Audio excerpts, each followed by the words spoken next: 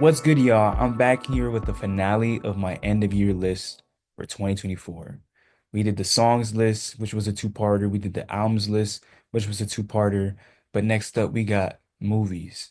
And honestly, this was the one I was anticipating the most out of all the videos I made so far. So, yeah, let's get on to it. So, what I'm going to do is I'm going to give you like a short synopsis on what the movie is about, maybe like a sentence or two. And then I'm going to give you my analysis and try to do my best without spoiling. So, yeah, let's get right on to it, man. The first one we got 15 Stop Motion by Robert Morgan. Now, this one is about a stop motion animator that struggles to control her demons after the loss of her overbearing mother. This movie to me was just the pure definition of creativity. Like I was intrigued throughout the entire runtime of this film. There's not really a lackluster moment, and for me being a fan of things in stop motion, it was truly a pleasure to watch. And it was a bit more gory than I expected, to be honest. So at number 14, we have maybe my most recent watch out of the year 2024, and that has to be Nosferatu by Robert Eggers. It's a gothic tale of obsession between a haunted young woman and a terrifying vampire infatuated with her, causing untold horror in its wake. I did like this one a lot, not love though, but it still had some of the best visuals I've seen on screen all year. And the performances are outstanding, especially from Lily Rose Depp and Willem Dafoe. They absolutely murdered this one. And Eggers is one of the best directors we have in film today. And I'm here to tap into anything he does in the future. Like, I really did like this movie a lot. I didn't love it. My anticipation was a little too high, but it was still fire. It was still beautiful to watch. I love the kind of the filter they had throughout the entire film. Like it was a pleasure to watch, 1000%. This next one right here is just a short film that absolutely floored me with its terror, and that's Chime by Kiyoshi Kurosawa. Chime is a film about a chef's life being disrupted by a chime that brings an increasing sense of dread. I immediately had my jaw drop during one of the scenes of this one. It's an uneasy watch, but those are the ones that stick with my head the most. There's a true sense of realism that makes it stick out like a sore thumb. This was around the 40-minute mark, but I was so locked in that it felt like 15. I really did like this one a lot. This one was amazingly directed. This one kind of felt like a mini episode of Black Mirror, I'm not gonna lie. But I still loved it. The acting was really great, especially with the main guy. He really did a great job. And I feel like this is based on true events because it just seems so real. And the way that they shot, like I said, one of the scenes in this, that alone, it had to be on my list. So my next one is a dark comedy anthology film by Yorgos Lanthimos called Kinds of Kindness. And it's basically three stories that revolve around a man who tries to take control of his own life, a policeman whose wife seems like a different person, and a woman who searches for someone with a special ability. This was just a great watch of performances for 2.5 hours. Emma Stone, per usual, bodied this. The stories in some weird way kind of intertwine with one another, but I still enjoyed this to a maximum level, even with it being super long. I was so hesitant of watching it because I saw that it was like 2 hours and 40 minutes or something like that. Emma Stone, like I said, bodied this. Jesse Plemons bodied this. You guys should go watch it. Check it out. That's my number 12. Moving on to number 11 is another recent watch, and it's Anora by Sean Baker. It's another comedy drama about a young sex worker who has a Cinderella story after meeting the son of an oligarch, impulsively marries him, and as soon as the news breaks in Russia, all hell breaks loose. Yeah, this was another slew of great performances, especially by Mike and Madison. The beginning of the story, I found it to be a little bit of a drag, but once the mess happened, I was all in, bro. And it has moments where I bursted out laughing, and other moments where things slowed down and it got really serious. I love Sean Baker's films because they tend to give you a breakdown of a day in the life in someone's reality. Even though this is my least favorite of his, it's not really saying much because the others just left the bar so high. This is my least favorite film of his out of the ones that I've seen, just because the other ones kind of left more of an impact on me. Some of the Easter eggs on this one kind of correlate to like his older films. It's like just so much attention to detail in this one. I love how this ending is ambiguous. Like you take what you take from it. It sparks a lot of conversation. All his movies kind of spark a lot of conversations. But this one, primarily the ending, is one that, you can take your own interpretation from it. And yeah, I love it. It's down to the top 10. And this was really, really hard to put together. At number 10, I gotta have at least one A24 movie on here because I'm a sucker for A24, but it has to be Heretic by Scott Beck, which is a horror drama about two missionaries that are forced to prove their faith when they knocked on the wrong door and are greeted by a diabolical Mr. Reed, becoming ensnared in his deadly game of cat and mouse. I was so captivated with the dialogue on here. Some of these conversations are think pieces that I talk about even today with my friends. And if you are a religious person, I'd still say watch, but it might trigger you in certain moments. So Hugh Grant killed this shit. I absolutely loved him in this shit. Like he played a really great villainous role. I really believed him with some of the shit he was saying and some of the shit the girls were saying. I was really like, damn, I was really listening to the dialogue and I was infatuated with everything that they were saying. And like the writing on this movie is one of the best of the year, without a doubt. The ending kind of has some supernatural elements, like the typical A24 stuff. It wasn't boring. It wasn't misleading at all. Like I was captivated from the way that like, it literally comes in. This is no spoiler. I mean, it kind of is, but from the way that it comes in, kind of like a fly on the wall, listening to these two, the two main characters conversation. These are conversations that people have all the time when they're questioning their religion, they're questioning their beliefs and their faith. This movie is clearly trying to demonstrate not everything is how it seems. The writing is very intellectual, it's very purposeful. You can tell that they're trying to have like a really important message with this one, like a lot of A24 films, not gonna lie. And I loved it. My number nine is Late Night with the Devil by Cameron and Colin Cairnes. And it's a story in 1977 about a live television broadcast that goes horribly wrong, unleashing evil into the nation's living rooms. I had some of the most fun watching this film. It's even better as a group watch, in my opinion, too. Within the first 20 minutes, you're like, what the fuck is happening? But don't ever want to turn it off. They brought in some AI elements into it that I found different, but played along with the story well. This one was probably one of the most fun watch. It's not a cinematic masterpiece. It's kind of like a found footage movie, and I'm not really into found footage, but this movie really impressed me a lot from the way that they shot this, from the way that they did this. It was really creative. The AI elements is something that threw me off in the beginning, the first time I saw it. But then like as it kept going, I was like, oh, okay, cool, cool, cool. Like I was getting into it. Like I said, I don't really like found footage, but this it pushed it more in the right direction for me. And I understand it a little bit more now. Because I do not like found footage movies like at all. But yeah, no, this one was very good. The main guy, I've seen him in a lot of stuff. I can't really remember his name, but he destroyed this shit, like completely killed this shit. I usually always see him as like a supporting actor. And this is my first time seeing him in something where he's like, the main actor. And he really impressed me with this. He really held his own. Yeah, I love the twist in the end. It's definitely worth watching. Number eight is a suspenseful thriller by J.T. Mollner called Strange Darling. And it's about a one night stand that spirals into a serial killer's vicious murder spree. This is the one where you really can't spoil anything. I can't really say so much about it because if I say anything about it, it's just gonna ruin the movie. It's gonna ruin the experience for you. So I'm gonna try to hold my tongue a lot, but going into this movie blind is the best way to dive into it because it's truly one of the most memorable experiences you're gonna have of 2024. And it's pretty small casting, like the movie Heretic, but it shows you that they do enough to carry the film in every way, shape, or form. And that's really why I care about this movie a lot. This movie just has so many plot twists, wild things going on, and you're not bored from the first minute to the last. Like you're never gonna be bored. It grabs your attention with ease. If anybody is into horror, please watch this. If anybody's into thriller, because I wouldn't call it really a horror movie. I mean, like there's shit that goes down, but it's really a suspenseful thriller. They really did a great job with this one. So next up, my number seven is a Shudder exclusive that left me stumped. Oddity by Damian McCarthy. After the brutal murder of her twin sister, Darcy goes after those responsible by using haunted items as her tools for revenge. Man, was this the most surprising movie for me in 2024.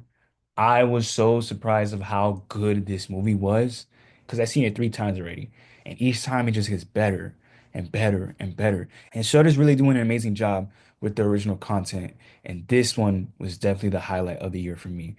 I love a revenge story, and just from the fact that she was blind made the story, and that's no spoiler, but just from the fact that she was blind made the story 10 times more interesting on how she was going to do this. This movie is so creepy and off the wall. There's a lot of shots in this that can be framed up, in my honest opinion. And one of the biggest surprises of the year, like I said, and it held up and deserves more praise than it's actually getting right now. I don't really see this on a lot of end of year lists. I don't really see this on a lot of horror lists, which is crazy. The ending is a little trippy. I love trippy movies, but the ending is a little trippy and might throw you off. But man, please lock into this. So my number six is possibly the film that I connected with the most out of everything on this list, and that's Piece by Piece by Morgan Neville. And basically, it's about Lego bricks that tell the life story of singer slash songwriter and record producer Pharrell Williams. From his childhood in Virginia to his success in the music and fashion industry. I like Pharrell as a musician and person, but when I saw this, I didn't realize how much I relate to his story. And some moments even had me emotional just because of that connection. So I thought exploring and choosing to make this a Lego movie made so much sense, especially when you get to the end. So yeah, absolutely amazing experience. This movie, like I said, had moments where I was emotional and I did cry because it just resonated with me to a T. And for someone like him, there was moments, and this is no spoiler, but it's all documented pretty much. But for someone like him to go through the ups and downs and just have flashes of his life where this is not anything deep or groundbreaking or anything like that. A lot of creative minds lose their sauce, but like he kind of felt like he was just lost and the stuff he was just doing, he felt like it wasn't him. And he was just doing it just to do it, just kind of pass the time, but there was no flavor in there. It wasn't any Pharrell type of flavor. And me being a producer myself, like that's something that I resonated with time and time again, and it's like writers have it too with their writer's block. When you just lose it for a second and like you just lose yourself and you start just copying kind of what the masses are doing and it's not you. And that's what a lot of this movie was trying to glorify, that you just gotta continue to be yourself and just forget about what other people think about you. Like, because Pharrell's whole story, he was an outcast. And I just related to that myself because I was an outcast when I was in elementary school, in middle school, in high school, you know what I'm saying? The group of friends that you have were outcasts like him. And they were outcasts like me. So that's why this film, it really did touch me in a way. And a lot of animated movies this year have done that. They do it in general, but this one, it touched me in some way. And that's why it has to be in my number six. You forget in a sense, damn, he's done that. And he's like the Neptunes are one of the most elite producer duos of all time. So then at number five is Inside Out, which is directed by Kelsey Mann. And honestly, I don't even think this needs a breakdown. This shit made over 1.6 billion in the box office, and it's still an outstanding movie. And in my opinion, it brought Pixar back. I didn't have the best theater experience watching it. I don't really have the best theater experience when I go and watch kid films, but I love this one, man. Like, and I'm a huge fan of Inside Out 1. I think it's a top five Pixar movie of all time. I said this in my other video where I talked about the top five shows. I mentioned Inside Out too. I remember saying it in that video that I loved the twists and just that they had with anxiety and it really goes deep. Inside Out 1 was already super deep.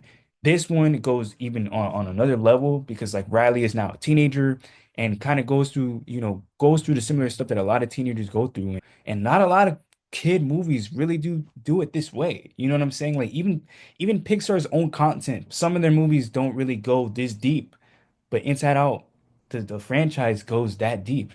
And that's why it has beyond that level. And it was directed beautifully. Pixar, keep doing your thing.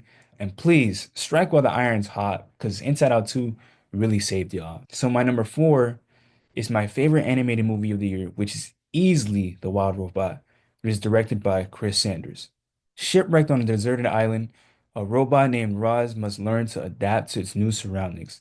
Building relations with the native animals, Roz soon develops a parental bond with an orphan gosling. Listen, man. Listen. I'm a mama's boy. So this touched me. It's just a compelling story about parenthood. The overall theme behind this was phenomenal. The voice acting was incredible. And if you're ever thinking to yourself on whether or not you're a human being, please watch this to remind yourself because it really taps in with your emotions. Kind of like how Inside Out does, but I think this one goes even deeper. Kind of relates to Piece by Piece in a sense because it talks about outcasts and their thought process and what they go through. Because Roz herself was an outcast in the wildlife, and so was Brightbill. He was an outcast. And these are just stories that I kind of just related to. And the Wild Robot is something that when I watched it the second time, I started to discover more things about it. It's one that a lot of kids would enjoy, but it's another one that a lot of adults would appreciate even more. This is part one. I think there's gonna be a part two.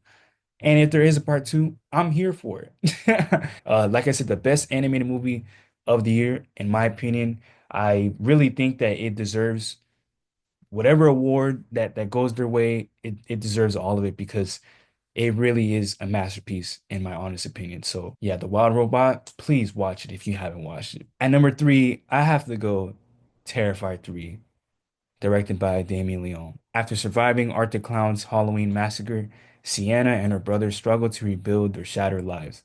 As the holiday season approaches, they try to embrace the Christmas spirit and leave their horrors of the past behind. However, just when they think they're safe, Art returns, determined to turn their holiday cheer into a new nightmare. Like I said, it's just a night and day difference from my four and five and even six because this one is dark, it's gruesome, it pushes the boundaries all the way. I think this was the most fun I had in the theater all year. I'm not one to give two shits about people's reactions. Like I can care less about people gasping and like, going crazy or like walking out. I don't like any of that shit. I like to be immersed in the film. I like to be immersed in the theater as soon as I sit down. But in this one, I didn't really mind it, and it wasn't a lot of it in my theater. Still, when I first watched this, I immediately said this was going to be hard to top for my favorite of the year. But then I rewatched it. This one, it's still amazing. But on rewatches, when you lose that shock factor, it kind of lowers it a little bit. And I'm trying my best to not spoil what happens, but when you've already seen what has happened, the kills are still amazing. Like I'm not taking anything away from that. The makeup is amazing, the effects are great. But then when you like rewatch some of the sequences that go on, it's like it kind of buries it a little bit. But I still loved it. It was still enjoyable. And when I want to see something fucked up, this is usually one of the first movies that come to my mind. Just this franchise alone is one of the first things that come to my mind. But like after you watch it numerous times, it kind of loses its weight, which is weird because in the second one, I feel like it didn't. But the second one had more story, I feel like, and it was an introductory to Sienna and her brother. So I guess that's why it didn't feel that same way. But in this one, when you rewatch a lot of the fucked up shit that goes on, it doesn't bother me. I love watching, but it kind of like loses weight because it's no surprises. You know what I'm saying? I really think he's this generation's horror icon. He's phenomenal, and he's on a run right now. And I'm so happy for this whole franchise. I'm so happy for Damien to do this shit. This was literally his baby, and now his baby is, a grown adult doing his own fucking thing right now. You know what I'm saying? And it's like completely hats off. Like I said, it's bringing the serial killer horror icon back, and he is the one for the 2020s. That's why it's my number three. Top two. Wow. Both floored me in different ways. I can't even lie. But at number two is no surprise. But I have another horror thriller, Longlegs, directed by Oz Perkins. FBI agent Lee Harker is assigned to an unsolved serial killer case that takes an unexpected turn. Revealing evidence of the occult, Harker discovers a personal connection to the killer and must stop him before he strikes again. Oz Perkins is the current king of having just insane tension throughout a movie. Some of my favorite horror films are when there isn't much of a score, but you still feel so much dread on what's happening with the silence. That's the main reason why this movie floored me. It does the most with so little. Also, these performances are some of the best of the year. Michael Monroe and Nicolas Cage were on the same tier of acting for me. I know a lot of people put Michael Monroe higher and some put Nicolas Cage higher, but to me, they were on the same exact tier. They were really going bar for bar. They matched themselves, but it was still on like different levels, if you know what I mean. Like one was like really out there, the other one was like calm, but kind of still frightened. The story feels like a breath of fresh air, even with the supernatural elements in this. Like I thought it was an A24 film, but no, it's by Neon. And Neon, They had an amazing year this year, but that's a conversation for another day. But I love the supernatural elements in the end that to a lot of people threw them off, but for me, it didn't. And also, I had a great theater experience, which kind of boosted this up even higher. Just everything I wanted in a slow burn. Still one of the most tense thrillers of the year, and I was all about this one. I adore this one because, like I said, it's an original movie. It's a new story, a new character, and Nicolas Cage did a great job. Michael Monroe did a great job. The story was captivating. It made sense. So many quiet scenes, but you still felt like something was happening. You still felt like someone was there. The only reason why this is a number one is because my number one is like more bold, but this one right here, I loved it. I loved everything about it. You know, it's not stereotypical. It goes there when it needs to go there. Yeah, dude, I was so shocked and so many moments that happened in this movie. Yeah, it's just completely unexpected. So yeah, that's why it's my number two. My number one of the year is Substance by Coralie Fargo, which is a body horror and basically Elizabeth Sparkle, renowned for an Arabic show, faces a devastating blow on her 50th birthday as her boss fires her. Amid her distress, a laboratory offers her a substance which promises to transform her into an enhanced version of herself. What the? When I first seen this, my jaw was completely dropped for the whole runtime. And this shit just kept getting messy over and over and over. The performances were outstanding. Demi Moore did a great fucking job. She really sold this. I think this was her most dramatic role, and I think she bodied this. I think she should have done more dramatic roles in her whole career. I mean, she could still do it right now, but I'm saying like she usually, you know, doing things that are kind of like she's done If These Walls Can Talk. That was a pretty good movie and dramatic role, but this was on another level. I was like surprised that she did this, and Margaret Qualley did an amazing job too. But Demi Moore killed this shit. You know, Dennis Quaid killed this shit. One of the most creative movies I've ever seen in my life. I'm not gonna lie, like they really went there, and just with the message about this, the cinematography and the imagery on this one was one of one. And this is one of those films that I deem timeless. And it has such a powerful message. In an interview that I seen with Demi Moore, she says like a huge theme of this is just the harsh way that women criticize themselves and how they inflict internalized violence on themselves.